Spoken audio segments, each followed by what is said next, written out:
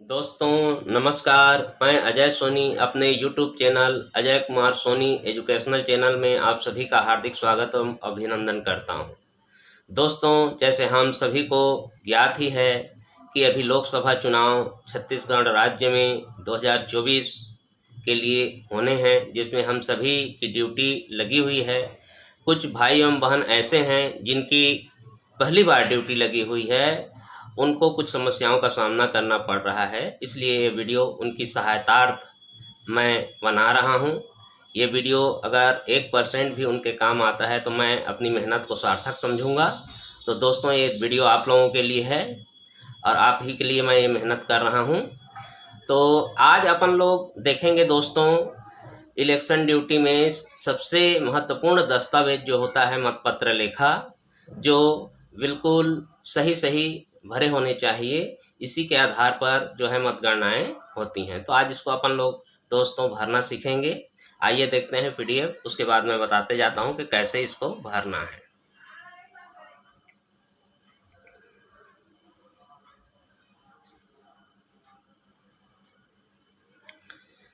दोस्तों जैसे आप लोगों के सामने दिख रहा होगा PDF में, ये मतपत्र लेखा का प्रारूप है जो PDF में आप देख रहे हैं। इसको प्रारूप 17C के नाम से भी जाना जाता है। यह नियम 49S और 56C के भाग 2 में इसका विवरण है। ये भाग 1 है जिसमें रिकॉर्ड किए गए मतों का लेखा है। भाग 2 भी होता है जो मतगणना के समय होता है उसका काम। अभी देखते हैं दोस्तों, इसको मैंने ये भरा हुआ प्रपत्र आप लोगों के लिए PDF में लाया हूँ, जिससे आप लोगों को सहायता मिल सके। जो भरे हुए जगह है उसको आप खाली मान कर चलिए, वहीं पे आप लोगों को भरना पड़ेगा। ये भरा भुराया PDF है। अगर चाहते हैं आप लोग तो इसका स्क्रीनशॉट भी ले करके अपनी सहायता के लिए रख सकते हैं। तो देखिए दोस्तों, इस पे पहला खाली स्थान है, उस पर भरना है छत्तीसगढ़, क्योंकि ये छत्तीसगढ़ राज्य के लिए है।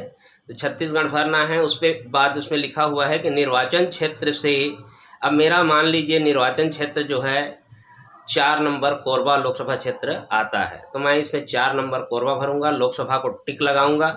उसके बाद निर्वाचन, फिर खाली स्थान है लास्ट में, वहाँ सत्र में भरूंगा 2024। उसके बाद मतदान केंद्र की संख्या और नाम दिया हुआ है। उस पर मान लीजिए मेरे मतदान केंद्र है जिसको मेरे को क्रमांक मिला है, नाम मिला है 90 प्राथमिक शाला भवन अमहवा। उसके बाद देखिए मतदान केंद्र पर प्रयुक्त मतदान मशीन। हम लोगों को जानकारी ही है दोस्तों कि मतपत्र लेखा में CU जिसको कंट्रोल यूनिट कहते हैं, BU यानी बुलेट यूनिट और VVPAT, इन सब के सरल क्रमांक हमको लिखने होते हैं। जैसे PDF में आप लोग देख ही रहे होंगे कि इन तीनों के CU, BU, VVPAT के सरल क्रमांक लिखे हुए हैं, वैसे आप लोगों को भी अपने मशीन के सरल क्रमांक भरने होंगे। उसके बाद देखिए दोस्तों, पहला इसमें आता है मतदान केंद्र के लिए नियत निर्वाचकों की संख्या। इसमें जितने भी नियत निर्वाचक हैं आप लोग चिन्हांकित प्रति से मिला लीजिए, प्लस EDC, उसके बाद PV प्रॉक्सी वोटर, इन सब को मिला करके आपको नियत निर्वाचकों की संख्या निकालनी है। मैंने निकाला है अपने मतदान केंद्र में 331। अब मतदाता रजिस्टर प्रारूप 17A में यथा प्रविष्ट मतदाताओं की कुल संख्या, इसके जो प्रभारी होते हैं वो होता है मतदान अधिकारी क्रमांक 2। इनसे आप ले लीजिए रजिस्टर और उनसे देख लीजिए कि उसमें कहाँ तक का नॉमिनेशन हुआ है। मान लीजिए मेरे इसमें मैंने भरा है कि 289 मतदाताओं ने मत दिया, तो मैंने 289 भरा है। उसके बाद देखिए तीसरा है नियम 49O के अधीन मत रिकॉर्ड नहीं करने वालों का विनिश्चयन करने वाले मतदाताओं की संख्या। मान लीजिए मैंने यहाँ पे अपना निरंक भरा है, आपके यहाँ होगा तो चांसेस बहुत कम है और हो भी सकते हैं, तो होगा तो इसको संख्या भरनी है और ऊपर में भी ऐसे ही सुधार करना है उसके लिए। तो मेरे यहाँ नहीं है तो मैंने निरंक लिखा है। उसके बाद है नियम 49M के अधीन मतदाता के लिए अनुज्ञात नहीं किए गए मतदाताओं की संख्या, ये भी मेरे यहाँ निरंक है। आप अगर आपके यहाँ हो तो इसमें भर सकते हैं। उसके बाद है नियम 49 MAD के अधीन रिकॉर्ड किए गए परीक्षण मतों को घटाए जाने की आवश्यकता होगी। मैंने नहीं भरा है, अगर आपके यहाँ अगर है तो इसमें संख्याएं भर सकते हैं। उसी का नियम दिया हुआ है किसको घटाना है, क्योंकि मैंने यहाँ निरंक भरा है इसलिए मैंने नीचे में इसको डैश किया है। आप अगर टेक्स्ट बोर्ड को घटाना चाहते हैं, आपने भरा है तो उनको घटाने के लिए उसका क्रमांक लिख सकते हैं। उसके बाद देखिए 6वां नंबर का पॉइंट इसमें बोलता है कि मतदान मशीन के अनुसार रिकॉर्ड किए गए मतों की कुल संख्या। तो जितना मेरे मतदाता रजिस्टर में है उतना ही मेरे मशीन में CU में कंट्रोल यूनिट में बताना चाहिए। तो मेरे को 289 बता रहा है, 289 मैंने मतदाता रजिस्टर में भी भरा है। उसके बाद जो 6 कॉलम है, 6वां कॉलम है, वो पूछता है कि 6 बराबर 2 ऋण 3 ऋण 4 क्या बराबर हैं? तो हाँ बिल्कुल बराबर हैं कि 289 हैं। इनको घटाने के लिए मैंने 0 भर दिया है, तो 289 में 0 घटाएंगे तो 289 ही। तो यहाँ पे लिख देना है, देखिए PDF में भी लिखा हुआ है मेल करती है, ऐसी आप लोगों को भी लिखना है।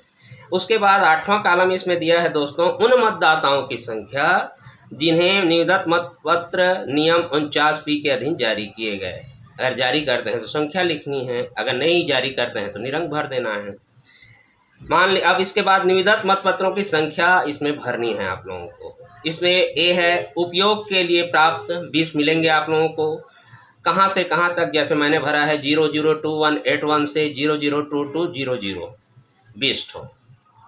उसके बाद निर्वाचकों को जारी किए गए, मैंने जारी नहीं किया तो मैंने डैश कर दिया। उसके बाद तीसरा है अप्रयुक्त और वापस किए गए, मैंने जस का तस मैंने लिख दिया। आप लोगों की स्थिति जैसी हो वैसी आप लोग भी इसमें भर सकते हैं। जारी करते हैं तो उसकी संख्या आप लोग भी लिख सकते हैं। अगला देखते हैं,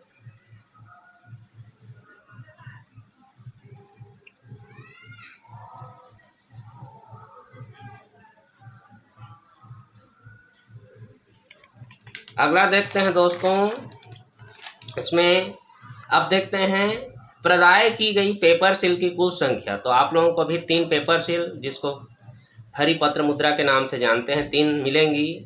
मैंने जैसे लिखा है उसका क्रमांक 0051 से 0053।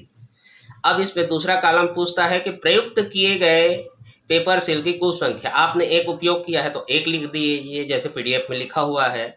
मैंने सरल क्रमांक दे दिया है, मैंने उपयोग किया है 0051 को। उसके बाद रिटर्निंग ऑफिसर को या अधिकारी को वापस किए गए, जब 3 मिला है, हमने 1 का उपयोग किया है तो 2 वापस करना पड़ेगा, तो मैंने 2 लिख दिया है। और क्रम संख्या भी लिख दी है मैंने 0052 से 0053 तक।